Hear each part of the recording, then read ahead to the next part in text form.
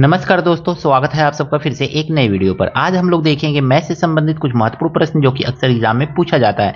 आपसे हाथ जोड़ करके निवेदन है, पूरा वीडियो देखिएगा ताकि कॉन्सेप्ट अच्छी तरह से समझ में आए। पहला प्रश्न है, यम के ने एक वस्तु यन को 20% लाभ पर बेचा। पहले चार्ट बना, एक मतलब ग्राफ जैसा बना लीजिए। यम ने किसको बेचा है? तो यम ने बेच दिया है यन को। अब यन ने किसको बेचा है? तो यन ने बेच दिया है आगे हानि पर एक्स को।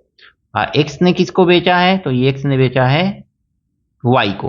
तो इस तरह से एक दूसरे को बेच रहे हैं।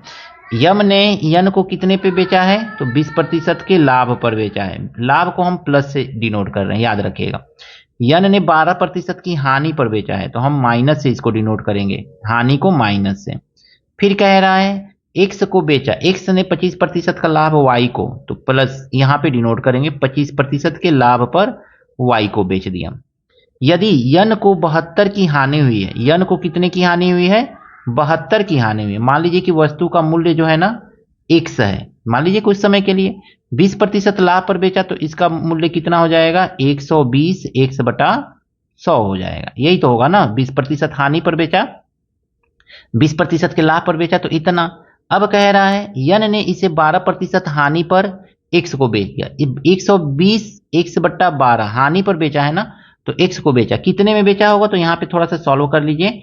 120 एक्स, यन का खरीद पड़ा है 120 एक्स बटा 100, और ये हानि पर बेच रहा है ना, तो 20% का कितने का? 12 का ना, तो ये आ जाएगा 88 बटा 100, यानी इतने में बेचेगा।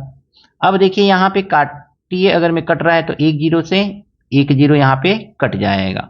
फिर भी ये आगे भी कटेगा, बट इसको काटिए मत, सीधे सीधे लिख दीजिए। तो 12 बटे 9 और 12 बटे 96 और 9 105 एक्स बटा नीचे लिख लीजिए 1000, यानी इतने में एक्स को बेच दिया, एक्स को बेचा है। अब यहां पे कहा गया है आपसे ना कि कितने का? यदि यन को 72 की हानि हुई है, इन दोनों के बीच में हम अंतर देखेंगे ना, इसका हानि कितना हुआ है? तो 12 रुपए का, यानी इसका अंतर देखेंगे तो 12 का हानि। देखिए 1 2 3, तो 3 अंक पे दशमलव लगा देंगे, और यहाँ पे 1 2, तो 2 अंक पे दशमलव लगा देंगे। हानि कितने का हुआ है? यानी कि ये ज्यादा में खरीद करके कम में बेच रहा है, तो हानि हुई है 72 रुपए का। तो सीधा सीधा कर लीजिए, 1.2 एक्स माइनस, यहां पे देखेंगे तो 1.056 बराबर कितने का हानि हुआ है? 72 का। देखिए इसको माइनस करिए, देखिए कितना आ रहा है। तो देखिए 1.21020, 1.056 माइनस कर लेंगे, 6 4 10,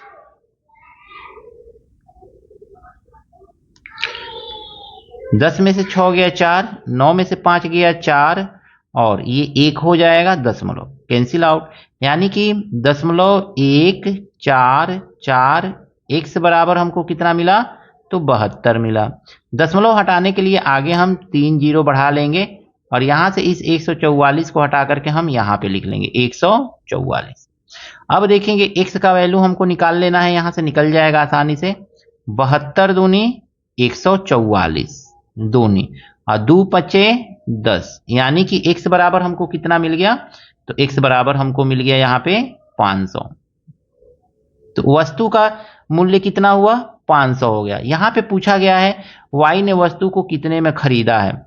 अब हमको y का वैल्यू निकालना है, तो यहीं पे हम क्या करेंगे ना, सीधे सीधे इसका वैल्यू पूरा पुटअप कर लेंगे। तो थोड़ा सा ध्यान से समझिएगा, प्रश्न को थोड़ा सा लंबा है। तो हम देखेंगे ना, तो 500 रखेंगे, सीधा यहीं पे 500 रखेंगे। अब मल्टीप्लाई, कितना इसका है? 20% का लाभ है, यानी कि 120 बट्टा 100 लिख लेंगे, 120 बट्टा 100। फिर कितने का हानि हुआ है? 12% का, तो 88 बट्टा 100 लिख लेंगे, 88 बट्टा 100।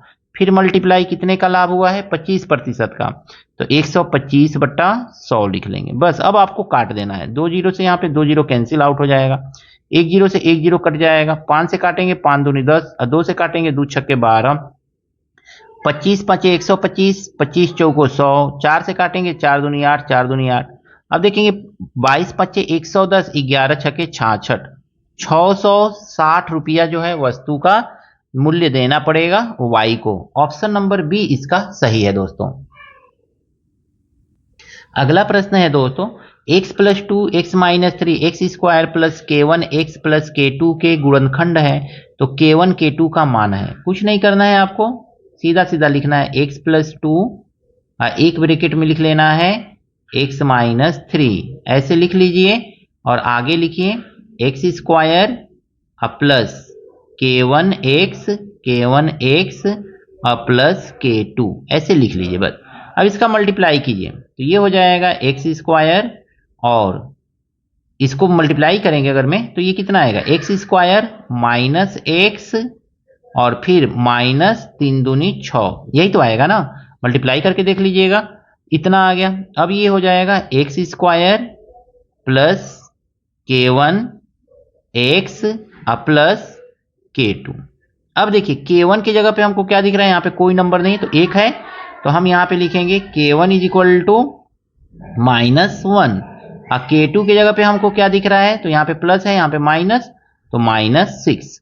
यानी k1 का वैल्यू माइनस वन, k2 का value minus six. Option number B इसका सही है। अगला प्रश्न है, एक शंकु के आधार की त्रिज्या 14 सेंटीमीटर। सबसे पहले हम एक शंकु बनाएंगे। यहाँ पे इस तरह से हमने शंकु बना लिया, इस तरह से आपका शंकु बन गया। थोड़ा सा गड़बड़ बना है लेकिन समझने के लिए सही है। तो इस तरह से हमने शंकु बना लिया।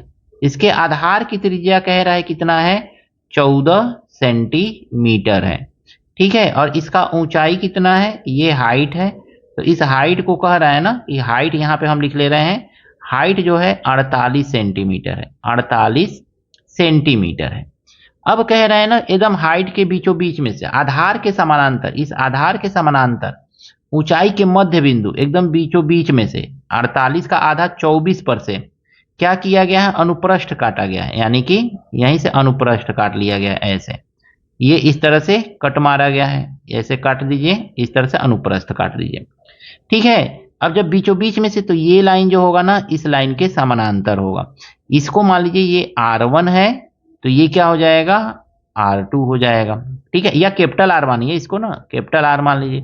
पूरा ऊंचाई को हम कैपिटल H मान लेंगे, और छोटा वाला ऊंचाई को हम क्या मानेंगे, छोटा वाला ऊंचाई को स्मॉल h मान लेंगे, ठीक है। अब जब ये लाइन और ये लाइन समानांतर होता है, ये मध्य बिंदु है, तो यहाँ पे लिखेंगे capital H by small h बराबर capital R by small r। यही रेशियो होता है, याद रखिएगा। अब कैपिटल H कितना है, तो 48 है, स्मॉल h मध्य बिंदु है तो 24 है।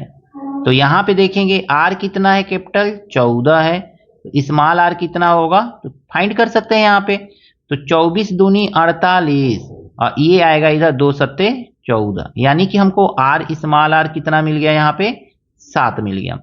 अब यहाँ पे पूछा गया है ना, आधार के समानांतर ऊंचाई मध्य बिंदु से अनुप्रस्थ काट की जाती है, ऊपरी भाग का आयतन, इतने भाग का आयतन बस पूछ रहा है, इसी भाग का आयतन पूछ रहा है। तो इसका हम आयतन निकाल लेंगे।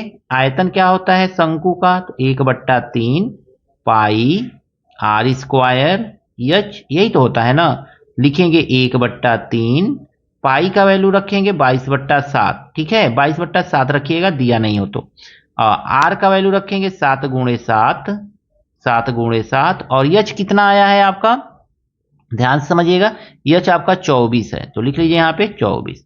देखिए एक साथ से एक साथ आपका कैंसिल आउट हो जाएगा, 3 से काटेंगे 3 बटे 24 हो जाएगा, 8 दूनी 16 और 8 दूनी 16, 1 17, यही तो आएगा ना। अगुणे क्या बचा है, 7 बचा है, 7 छक्के 42, 4 7 सत्ते 49 और 4 53, 5 7 करने 7 और 5 12, इतना हो जाएगा सेंटीमीटर क्यूब। यानी कि यही जो है ऊपरी भाग के शंकु का आयतन है।